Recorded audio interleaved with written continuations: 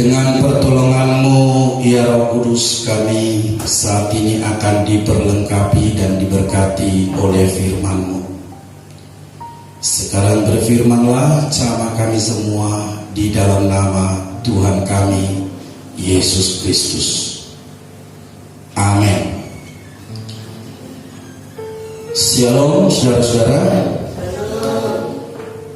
Kita lebih dahulu membaca firman Tuhan dari kitab Kejadian pasal yang ke-23. Kejadian pasal yang ke-23 agak panjang, kita akan baca mulai dari ayat yang pertama sampai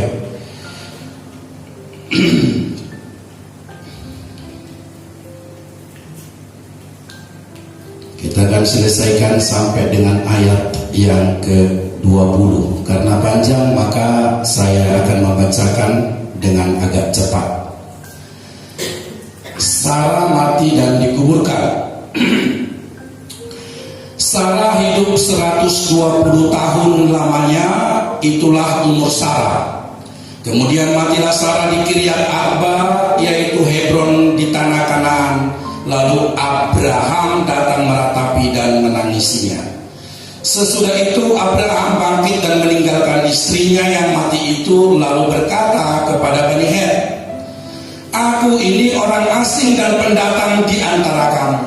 Berikanlah kiranya kuburan milik kepadaku di tanah kamu ini, supaya kiranya aku dapat mengantarkan dan menguburkan istriku yang mati itu." Bani Het menjawab Abraham, "Dengarlah kepada kami tuanku. Tuanku ini seorang raja agung di tengah-tengah kami. Jadi kuburkanlah istrimu yang mati itu dalam kuburan kami yang terpilih. Tidak akan ada seorang pun dari kami yang menolak menyediakan kuburannya bagimu untuk menguburkan istrimu yang mati itu." Kemudian bangunlah Abraham lalu sujud kepada Bani Het penduduk negeri itu, serta berkata kepada mereka, "Jika kamu setuju bahwa aku mengantarkan dan menguburkan istriku yang mati itu, maka dengarkanlah aku dan tolonglah mintakan dengan sangat kepada Efron bin Zohar, supaya ia memberikan kepadaku buah Mahpela miliknya itu yang terletak di ujung ladangnya.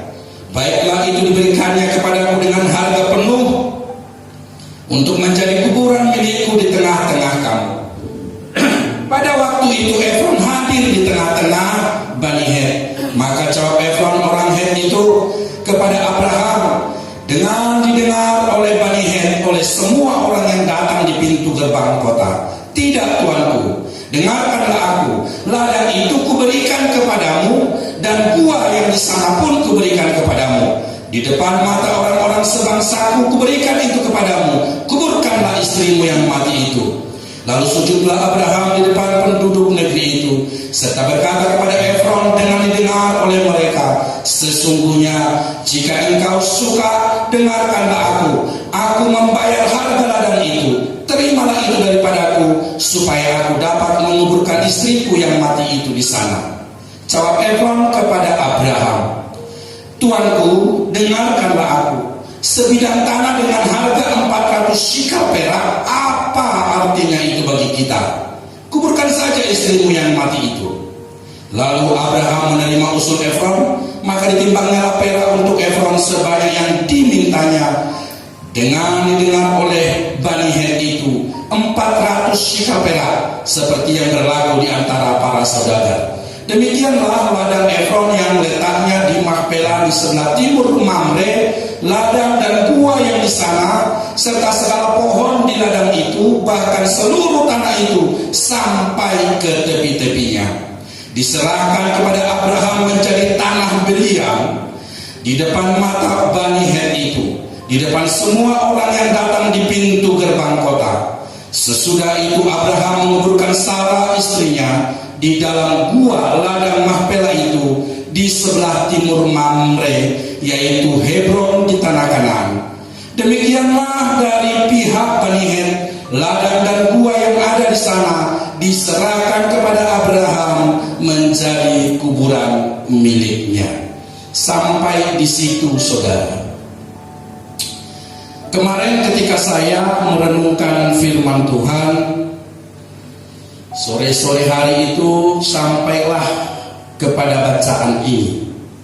Ketika saya sampai di bacaan ini, ada sesuatu yang dapat saya rasakan yang Tuhan ingin jelaskan dari ayat ini. Perhatikan saudara, inilah yang menjadi berkat bagi kita pada siang hari ini. Lihat ayat yang ke-6. Saudara perhatikan ayat yang ke-6. Dengarlah kepada kami Tuanku. Tuanku ini seorang raja agung di tengah-tengah kami. Jadi kuburkanlah istrimu yang mati itu di dalam kuburan kami yang terpilih. Tidak akan ada seorang pun dari kami yang menolak menyediakan kuburannya bagimu untuk menguburkan istrimu yang mati itu. Saudara, dari semua kata-kata ini ada beberapa hal yang membuat kita menjadi berpikir tentang sesuatu. Apa kira-kira yang membuat Bani Het itu sampai segitunya? Lihat, mereka katakan tidak akan ada seorang pun dari kami yang menolak menyediakan kuburan bagimu untuk menguburkan istrimu yang mati itu. Tidak ada seorang pun yang akan menolak. Dan kuburkanlah istrimu yang mati itu, di mana katanya? Di dalam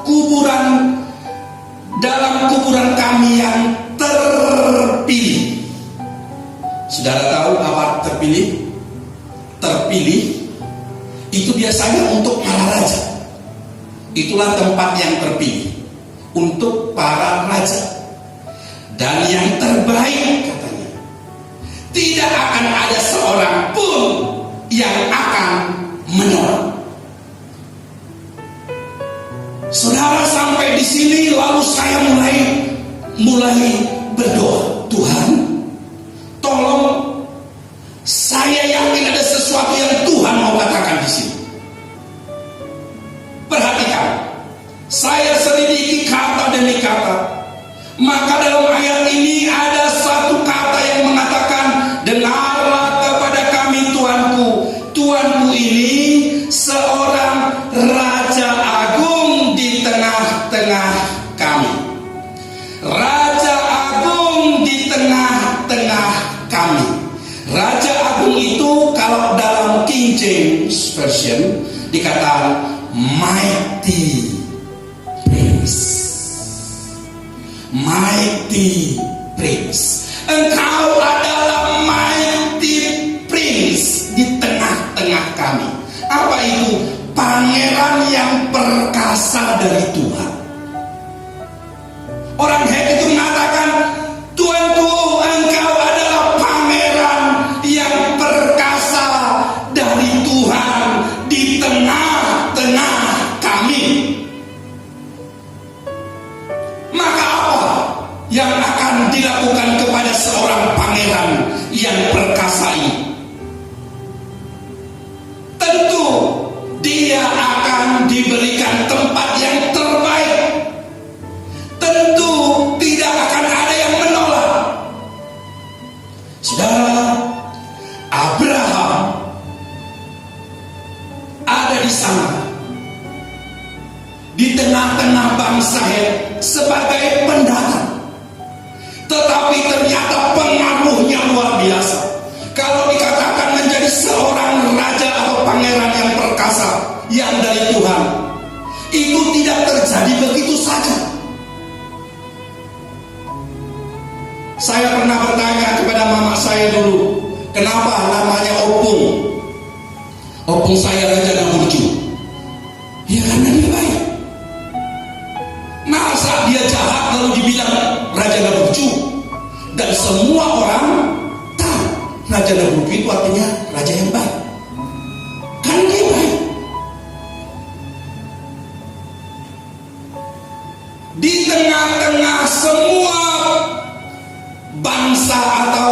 orang-orang Het itu, mereka melihat sesuatu dalam dirinya Abraham,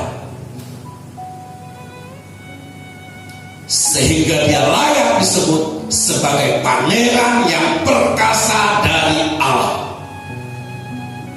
Dia menjadi teladan. Abraham ini bisa mengambil keputusan. Dia menjadi pengayom. Dan saudara-saudara, disinilah letaknya sesuatu yang ajaib, yang luar biasa.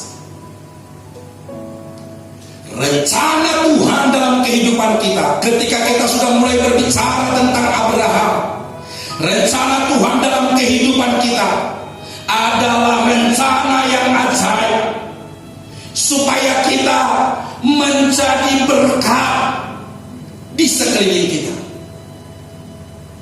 supaya kita betul-betul mengangkat panji Kristus dan menunjukkan bahwa kita adalah mighty prince, pangeran yang perkasa yang berasal dari Tuhan.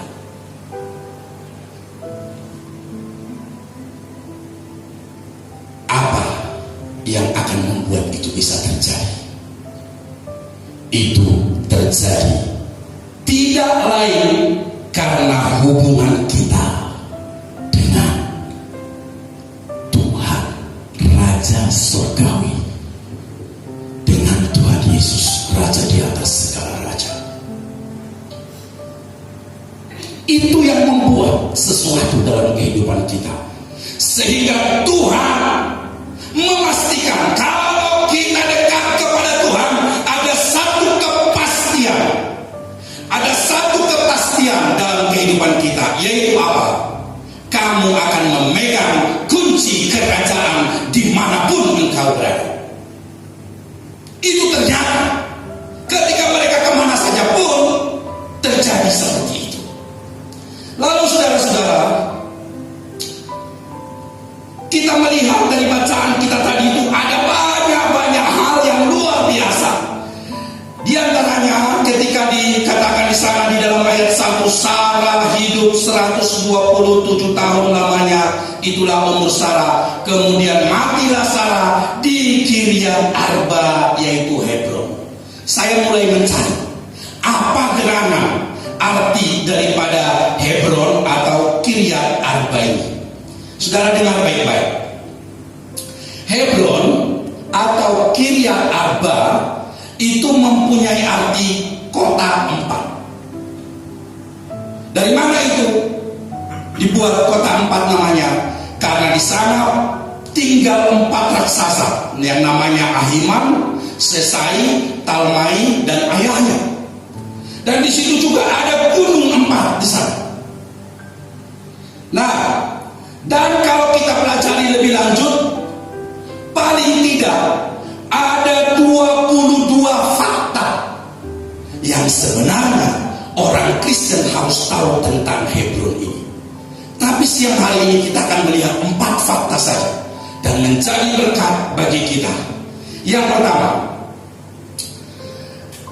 Hebron, setelah saya mempelajarinya, ternyata Hebron ini adalah merupakan tempat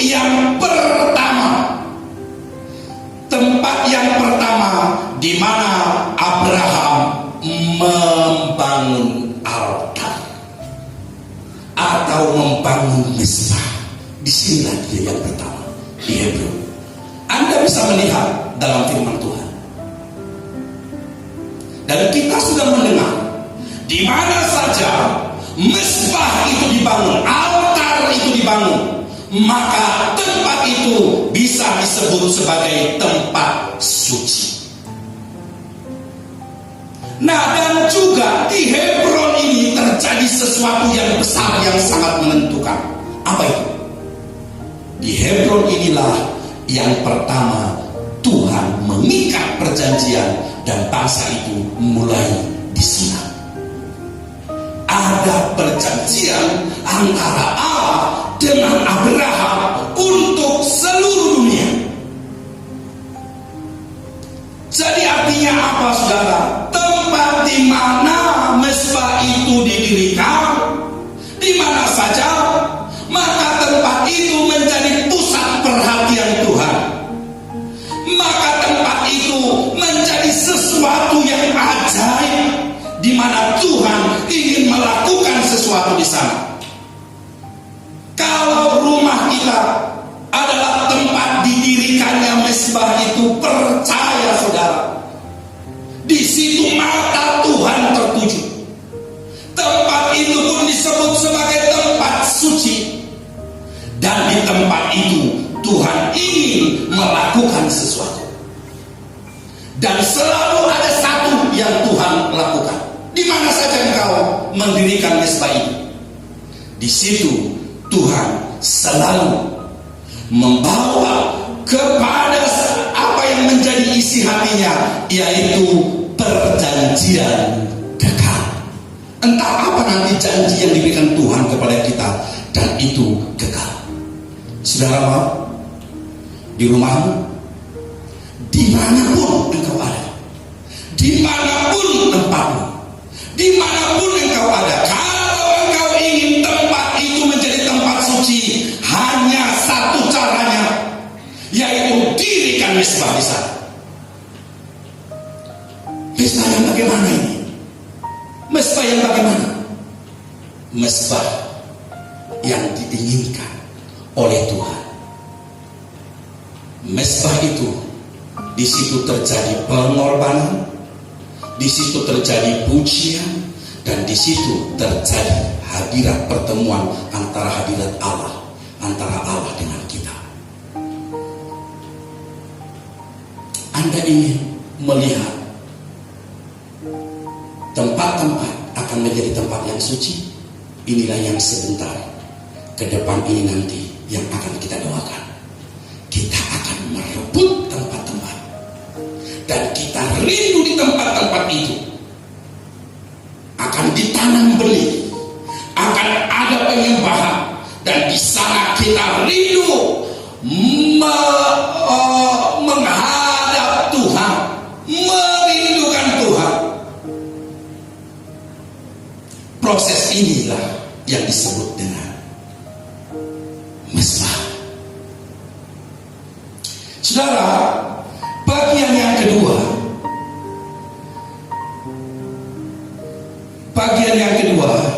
adalah begini, saudara. Ketika saya pelajari, maka sebenarnya ada satu kepekaan rohani di dalam Abraham ini. Ada kepekaan yang luar biasa.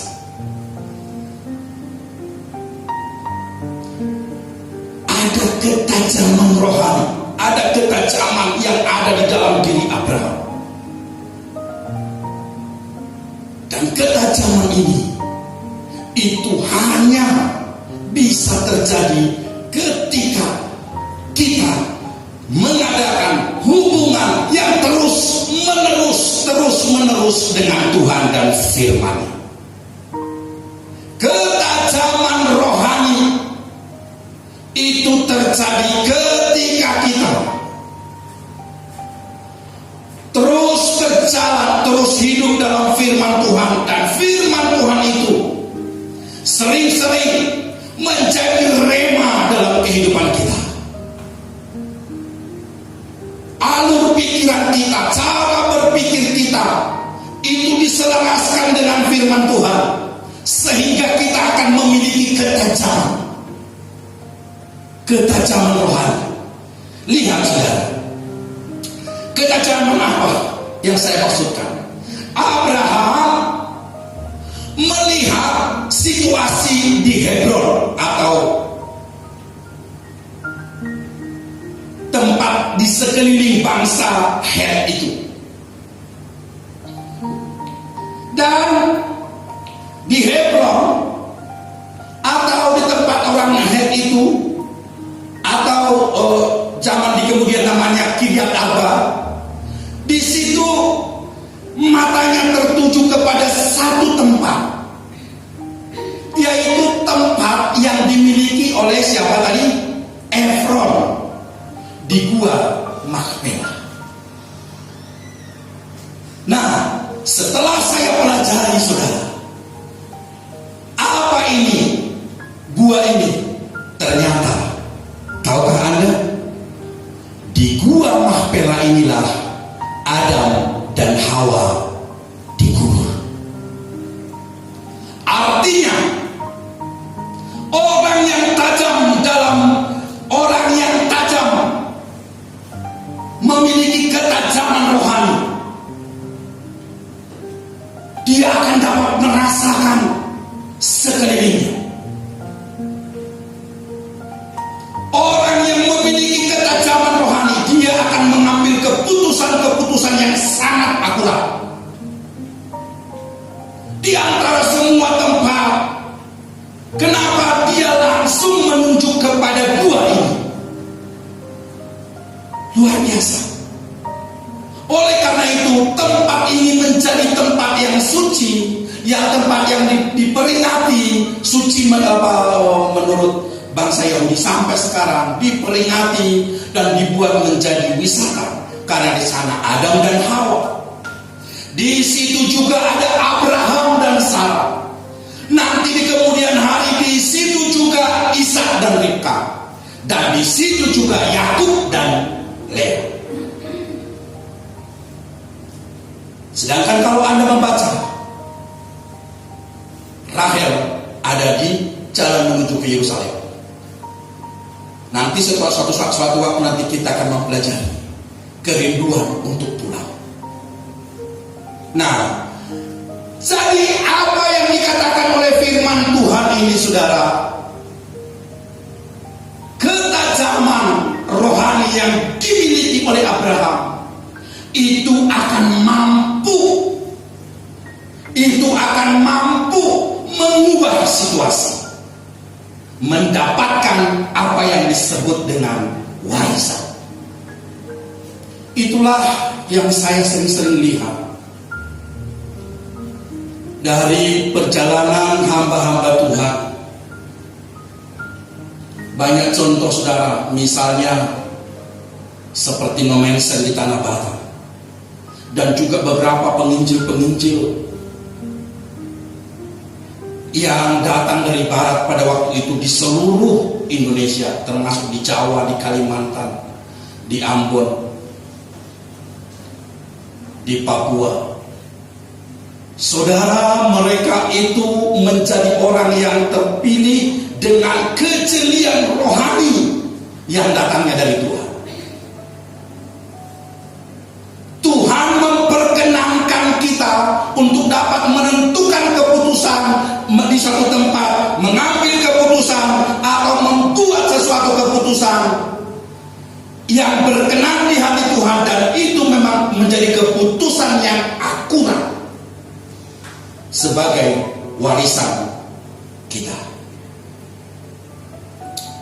Saudara, lalu perhatikan ayat yang ke-17. Mata saya tertuju ke dalam kepada ayat yang ke-17 ini, saudara. Demikianlah ladang Efron yang letaknya di Mahpela di sebelah timur Mamre, ladang dan gua yang di sana, serta segala pohon di ladang itu, bahkan di seluruh tanah itu sampai ke tepi-tepinya, diserahkan kepada Abraham menjadi tanah belian. Saudara, coba Anda perhatikan dengan baik-baik. Ayat yang ke-17 ini sedang berbicara tentang apa, saudara? Coba. Di sini dikatakan bahwa pada waktu itu ada sarana, silakan dipakai gratis, tidak usah bayar. Tempat yang terbaik bayar, tidak usah dibayar, pakai saja, tidak akan ada satu orang pun yang menolak. Tetapi Abraham tidak mau. Abraham seolah-olah memaksakan bahwa dia akan memiliki tempat itu dengan harga yang sama seperti harga yang umum, bahkan kalau bisa lebih. Saya pernah mendengarkan sebuah khotbah dari seorang hamba Tuhan yang pasti Anda kenal. Ketika itu dia berbicara tentang uang. Dan ketika dia mengatakan bahwa orang Yahudi, saudara, orang Yahudi menyebut bahwa uang itu adalah kesef damim. Kesef damim atau artinya silver blood atau perak darah. Dalam firman Tuhan dikatakan bahwa darah itu adalah nyawa. Jadi perak yang didapatkan dari keringat, dari nyawa, dan itu selalu memiliki nilai setiap kali uang itu digerakkan. Contohnya apa? Ikatlah persahabatan dengan Mammon. Dan apapun dan apa, Tuhan sering berbicara tentang kekuatan daripada uang itu. Itu sebabnya dia disebut sebagai silver blood. Dan pada waktu itu kalau Anda melihat berapa besar yang dibayarkan, itu sekitar 4,56 kilogram. 4 kilo, 4,5 kilo ditimbang perak dan diberikan kepada Efron. Sangat mahal, saudara. Dan itulah harga pada waktu itu. Harga tempat yang strategis pada waktu itu. Tentunya Efron itu sangat bangga dia menerima itu. Dia sangat diuntungkan. Apa yang mau kita pelajari dari peristiwa ini? Saudara dengar, apapun yang dipercayakan Tuhan kepada kita, maka Tuhan ingatkan kita kepada apa yang disebut sebagai silver blood atau kesef damim. Artinya apa? Di tempat di mana Tuhan meletakkan kita, Tuhan ingin di sana kita akan melakukan sesuatu dengan daya, dengan dana. Dan untuk mengikat itu, saudara, maka dibutuhkan nyawa, buah dari nyawa. Dan apa itu? Silver blood, duit. Sangat penting. Kita mengikat satu tempat dengan duit. Tidak berarti seperti sekarang itu katanya mengkristenkan pakai duit, pakai sembako. Oh, bukan begitu. Tetapi tanya Tuhan, apa yang harus aku lakukan di sini? Beli apa yang ditanam di sini? Nah, Abraham tahu persis untuk dia memiliki tempat itu supaya tidak digoyang di kemudian hari, supaya tidak dibuat alasan apapun di kemudian hari. Dia tahu dia harus membayarnya.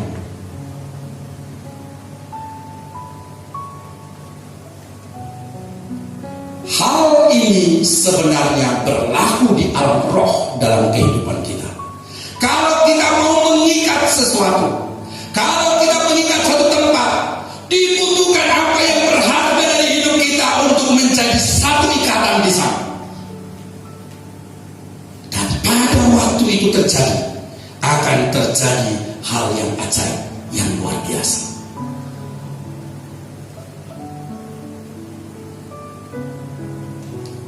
Saudara-saudara, harta yang dipercaya oleh Tuhan, keluarga yang dipercaya oleh Tuhan, pekerjaan yang dipercaya oleh Tuhan, semuanya itu harus terproteksi sempurna. Dan bagaimana caranya kita memproteksi apa yang dari Tuhan itu? Tuhan katakan, ikat dengan silver blood. Bukan hanya berbicara tentang uang, tapi ikat dengan apa yang dapat engkau lakukan yang berharga dalam hidupmu. Ikat dengan satu perjuangan, ikat dengan satu kekuatan, maka Tuhan akan melihat apa yang engkau lakukan itu dan akan terproteksi sempurna. Bagian-bagian itu menjadi milik kita. Kita bukan orang gampangan. Kita bukan orang yang hanya menerima begitu saja dengan gratis. Tetapi Tuhan menginginkan supaya kita dapat melakukan sesuatu. Yang keempat, saudara. Yang keempat, kalau Anda pelajari di masa-masa setelah Abraham, maka saya mengingat bahwa di Hebron inilah pertama sekali Daud menjadi raja sebelum dia ke kota Daud, yaitu Yerusalem. Daud menjadi raja di sana. Dan Hebron ini ketika dibagi tanah itu oleh orang Kanaan di kemudian hari menjadi tempat perlindungan yang utama. Di situ pada waktu itu bangsa atau suku Lewi yang tidak mendapatkan bagian nanti akan banyak ke sana. Dan orang yang ada dalam kesalahan, kalau dia berbuat salah supaya dia bebas dari hukuman mati, maka dia lari ke Hebron. Hebron itu menjadi tempat perlindungan di kemudian hari seperti itu. Dan bukan hanya itu, ada banyak yang saya baca, yang saya pelajari, ada banyak kejadian-kejadian di Hebron, termasuk tentang kemerdekaan bangsa Israel yang sekarang ini. Hebron menjadi suatu yang sangat penting. Hebron itu terjadi. Hebron itu ada ketika ada hubungan intim dengan Tuhan. Hebron itu menjadi seperti kerajaan yang tidak tergoncangkan, seperti kerajaan yang kekal, kerajaan yang dibentuk oleh Tuhan, menjadi milik kepunyaan. Itu karena ketajaman, karena hubungan yang baik, karena keintiman dengan Tuhan. Tuhan akan memberikan tempat-tempat dalam diri kita pribadi. Mari kita berdoa. Kami bersyukur kepadamu ya Tuhan untuk pelayanan kami siang hari ini. Roh Kudus, Engkau yang akan melakukannya. Kemanapun Engkau membawa berita ini, kemanapun Engkau membawa pelayanan ini, pelayanan mimbar ini, tarian, pujian, musik, dan semua kami yang dapat ambil bagian dalam pelayanan hari ini, kemanapun Engkau membawanya Roh Kudus, kami percaya dalam nama Tuhan Yesus ini akan berbicara karena kekuatan Roh Kudus yang melakukannya. Terima kasih Tuhan, terima kasih. Kami percaya dalam nama Yesus Kristus, hidup kami semua yang ada di sini akan menjadi berkat. Apapun yang kami lakukan hari ini menjadi benih. Dan kami tahu bukan hanya setahun, bukan hanya 1 bulan, bukan hanya 2 tahun, tetapi ini akan berbicara terus. Terima kasih Tuhan, terima kasih.